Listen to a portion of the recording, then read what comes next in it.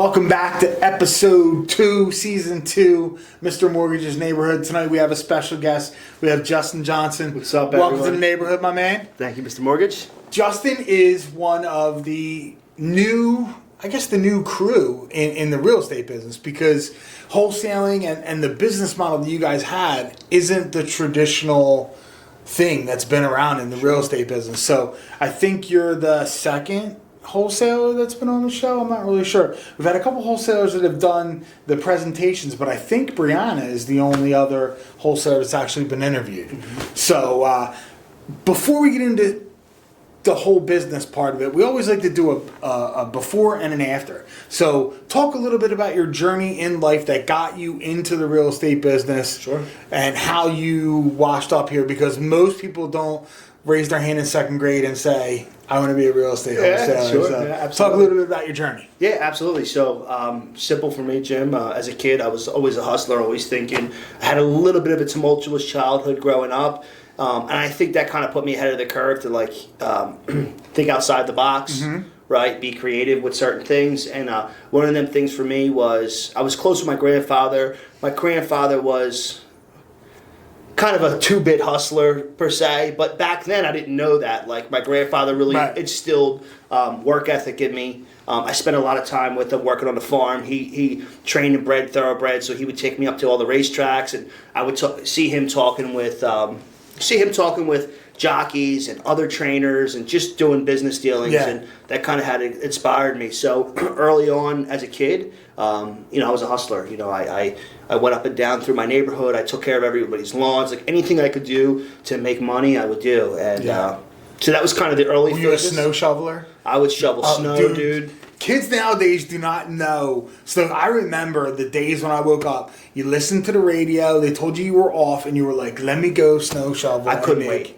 Make money. Nowadays, you're like, oh, dude, will you go outside and shovel snow for $20? They're like, $20? Yeah. Crazy. Yeah, I can't convince my kids to shovel. Nah. But that's the kind of hustler background you came from. Yeah, Cool. Absolutely. So early on, that's what it was, and then I didn't have the option, kind of having a little bit of a rough family as I graduated high school. I didn't have the option to go to college. For me, I went to trade school, I went to auto body school. About 3 months into that, I was like, I'm smarter than everybody here. You know what I mean? And 3 months after I left, I had started my first body shop, and that's kind of how I had started into business. So, 18 years old, I opened up 2 body shops, and that was kind of my first foray into actual real business. Yep. It was that. It started with that, and it kind of transitioned. I'm a person in recovery, so I've been clean and sober 13 years. So with those body shops came a lot of I was partying. Unsavory atmospheres, you know what I mean? I like to say back then there might have been a lot more money being made out the back door than coming through the front door. Yep. And my life had fallen out of control. And when I got clean and sober, I still had that business mindset, and taught you how to do math really good, though, man. I am so good with that, man. I could eighths and quarters. People are like, "Oh, I need to make change. I'm putting that in the register." I'm like, "Put it in the register? Come on, man. You gave me $75. You gotta go through it, man." Yeah. I don't really tell the kids exactly how I got my math skills. Yeah, but Mr. Rogers didn't used to sell drugs, by the way. it was a different kind of neighborhood. Yes. back in the day when we were kids, for sure. And you've had a couple different businesses other than that, too. Sure. Like, when we first met, you went from one thing to another, and you found yourself here. Absolutely. You always have been that entrepreneur guy. And I remember sitting down with you. I don't know if you remember. You came into a mortgage company I worked at 5 years ago, and you were kind of thinking maybe get your real estate license. You were going from one career to another, and that was right when you got into the wholesaling side of things. Yeah, so so my first foray was with the Sober Livings. I had getting sober. I had went through a program. I had kind of volunteered my time in that, and I seen the opportunity to get involved in the real estate side. It was more of a passion thing than a business thing, but that kind of transitioned over the years. And I was burned out from the other business that I was in, and real estate just made sense for me at the time. Right. I was contemplating getting my license. I was contemplating a number of different things. I didn't really know how to get started, and I kind of started wholesaling real estate by accident. I literally did not know what it was. I said I had a house that was at a good price. I was able to sell it at a low price and still make a good amount of profit. And that's kind of how it started on my first one. Right. Now, did you work for another company that had that business model to get your feet wet, or did you go right into it? I went right into it. I just figured it out like by accident. I was listening to podcasts and stuff. Sure. I was educating myself on passive income, fixing and flipping houses. I didn't really know about wholesaling because a lot of people didn't really talk about it. But that's really, I said, look, I could buy this house at this much money. This number makes sense. I could turn it, I could put all the money up, risk it, borrow the money, do everything else, renovate this place, or I could sell it and make $15,000 real quick and turn it over in 3 weeks. Right. So that's what I decided to do. Sure. And then we started scaling that model from there, really. Nice. Now, a lot of people, when they hear wholesaling or whatever, there's a little bit of a dirty word connotation name to it, but a lot of people also do not appreciate how much work there is in doing it. And we've had at the first couple presentations that we've done here, we've had some of the bigger names in the business now, and they talk about, you know, a marketing plan with like a $50,000 a month budget as far as stuff going out. So how do you get in touch with the people that want to sell their house but can't really do it through traditional means? Sure. Without giving away your trade secrets. Listen, I get it. That's what people don't talk about. They think, listen, there's seedy people in every industry, Sure, right? sure. The truth is, I run a Square business. We have a marketing budget, marketing plan. We have systems and processes in place. I have staff that is responsible for customer service.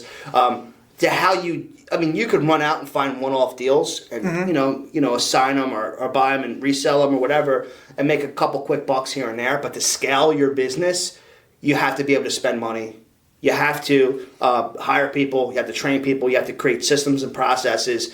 A lot of people don't realize on the wholesale side, like, dude, I'm spending $100,000 a month consistently between overhead staff and everything just to keep my business flow, right? So you got to spend a lot of money. So for us, we do a lot of. It started off cold calling, just like every other company does. Right. We were cold calling, knocking on doors, stuff like that. I didn't really have a huge marketing budget in the beginning. It's transitioned for me now to where we do a lot of traditional advertising. Ton of advertising on Google. We run a ton of television commercials. We absolutely dominate on television in the area. Those are our two main marketing channels. We still do a little bit of outbound, but most of it goes into direct mail campaigns, which then convert back into inbound. And I remember a story you told me about a woman that you dealt with who thought her property was gone.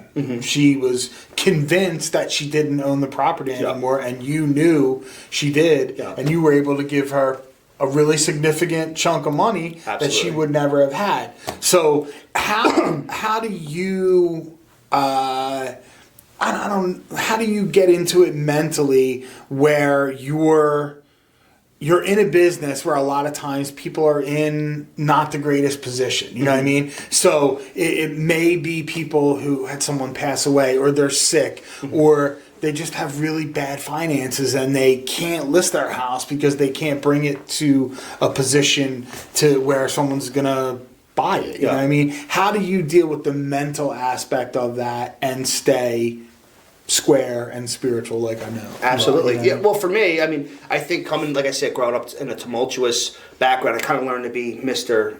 Therapist or Mr. Counselor, right? Right. So I'm already empathetic for people that are in a tough situation, especially, going through the rough patch that I went through and cleaning up and finding recovery for myself. So that's number one. I'm already empathetic on that side. The second side is like just providing a service for customers is really what it comes down to. I had a conversation with a new realtor yesterday, and he couldn't wrap his head around. He said, I have a lead, right? The lady needs to put about $5,000 into the house. She could sell it for $80,000 more than she owes, but she does not want to list the house. She would rather break even and not deal with a realtor. I don't understand how that works. And that's a majority of our customers, and people don't realize that. Right. Like, the people that call us, they just do not want to deal with a realtor. There may be, sometimes they do, but when they sell to us, they just want the easy, smooth, quick process is what it comes down to. I've talked to a couple people like that. I have because I do other stuff as well with mortgages and flipping and renovation and stuff. And I had a woman who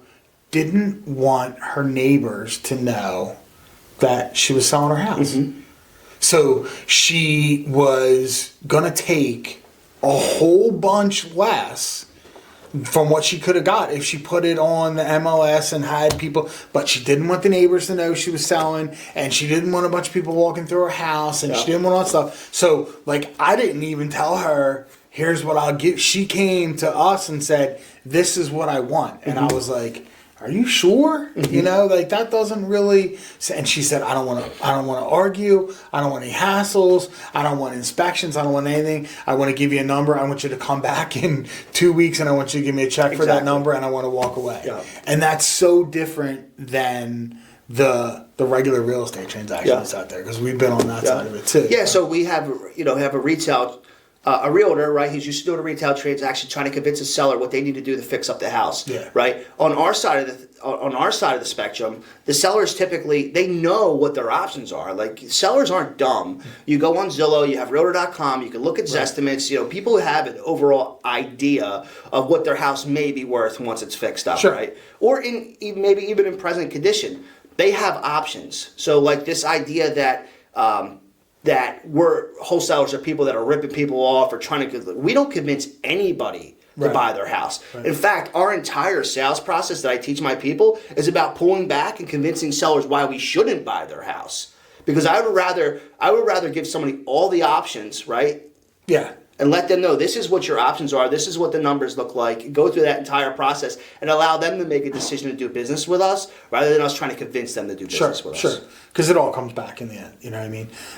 So now, what do you do for the mental side of things, whether it's like podcasts, whether it's like your, not necessarily, your spiritual stuff, but what do you do, like, meditation, podcasts, all manifesting? What's your everyday routine to make Justin the best possible version of Justin? Absolutely. So number one is I surround myself with the right people.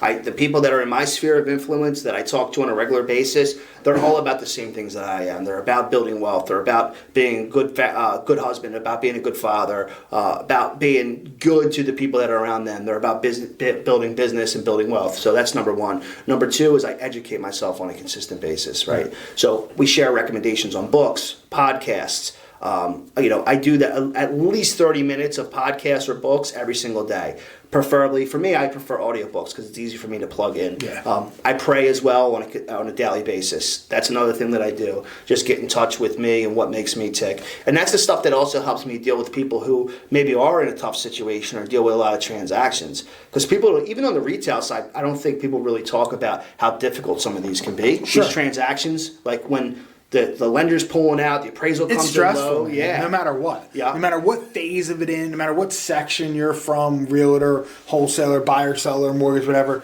man, it's stressful. You got to make sure your mental's right in order to handle transactions. There's a huge mental preparedness gap between regular sales and the real estate industry, because like I came from a furniture background and it was just like it was a turn and burn. People walk in, you put your charm on, you smile, you find out they need a sofa, you show them the greatest sofa in the world, they leave and they're done. Yeah. In these type of transactions, you're involved with the people for anywhere from, in the best case scenario, 30 days to a lot of times 120 days. Correct. Or 150 days. And you can't help but to get a connection with people. Yeah. And the business is shaky at best. So a lot of times bad things go on and you got to make at least one, if not two or three, really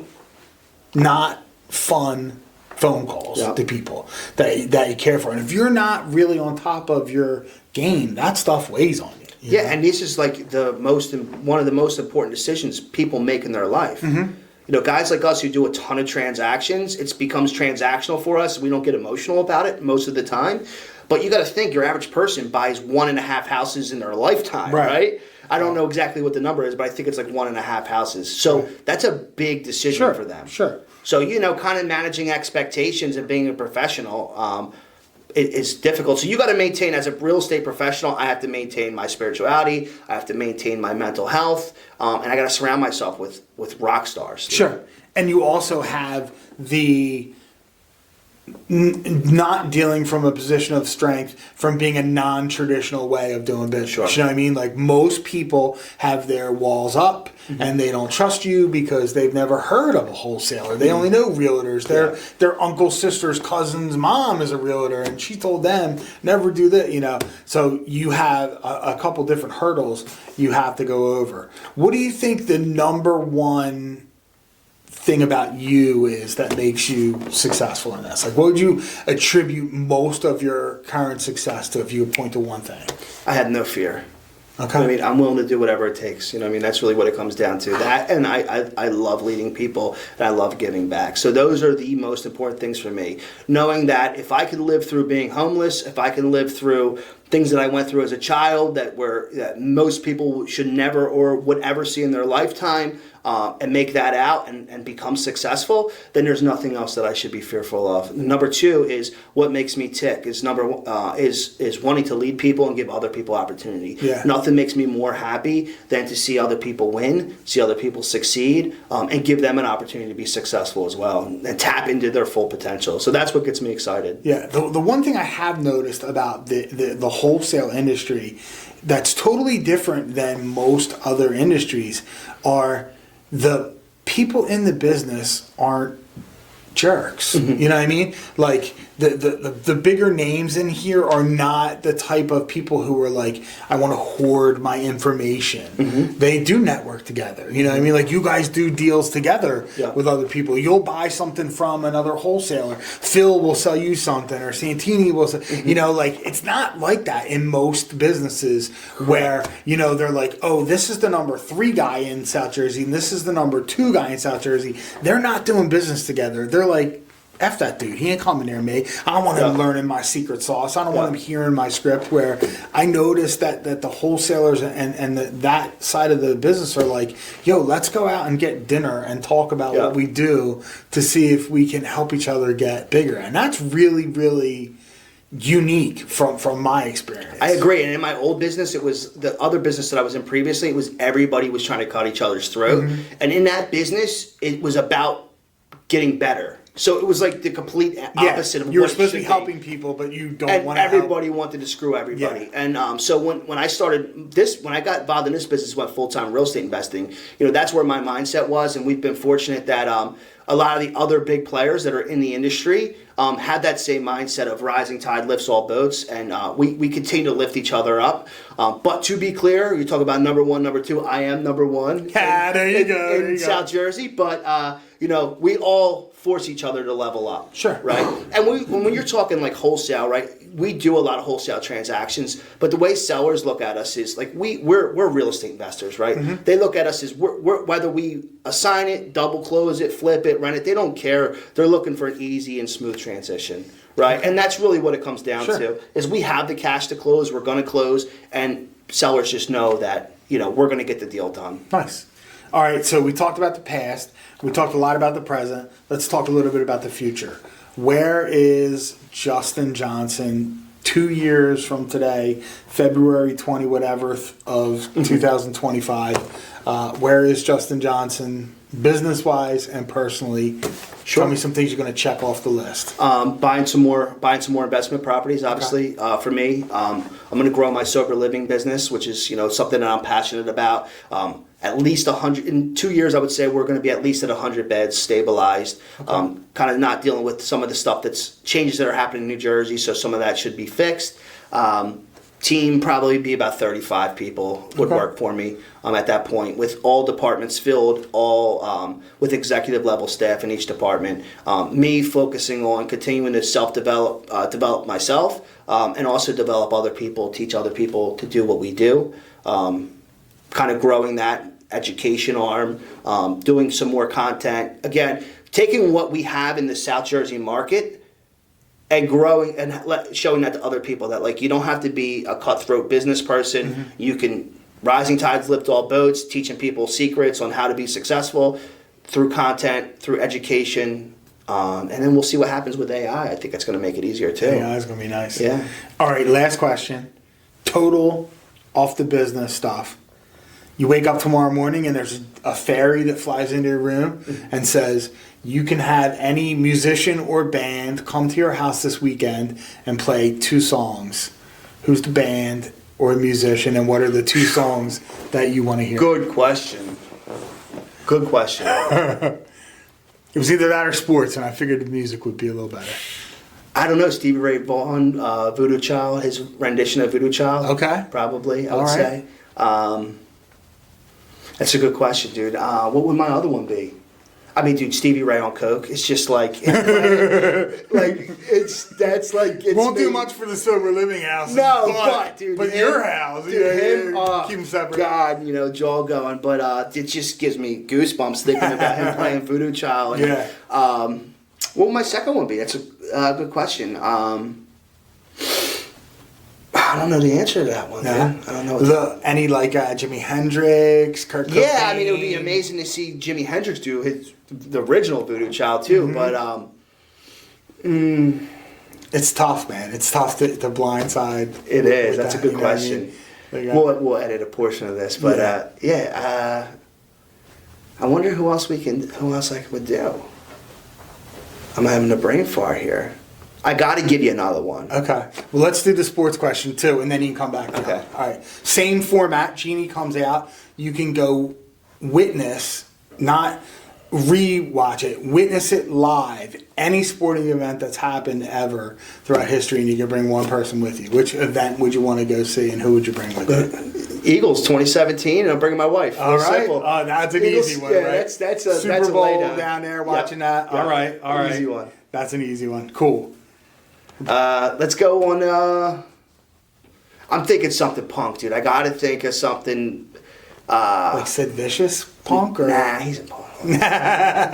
He don't get me out of my britches. No. Who would I be, dude? Or something metal, dude. Something. I went through a whole list. Like I would love. I'm so sad. I saw a lot of bands. I've seen hundreds of bands. I never saw Soundgarden with Chris Cornell, and that really bothers me. What am I thinking, dude? Fucking Pantera with the original lineup, dude, Okay. with the Abbott brothers. Dude. Yeah. I never got a chance. I've never got a chance to see I did see Pantera that way back in the day. I could have seen them at Ozfest. Okay. I didn't go, and I've never. I mean, I love Pantera. Yeah. So we're going for my birthday. Me, Mike Ruley, a bunch of guys in the real estate business. We're Nice. going. We got Nice. pit tickets, dude. They were super expensive, but Pantera, Lamb of God. Yeah. On my birthday, August 2nd. But yeah, so Pantera in Nice. the 90s, early 90s Nice. would be Nice excellent. Leo. Yeah. July 29th, Yeah, baby. let's There you get go, it. man. All right. Awesome. Thank you so much for coming in, Justin. We'll be right back with the next guest in Mr. Mortgage's Neighborhood.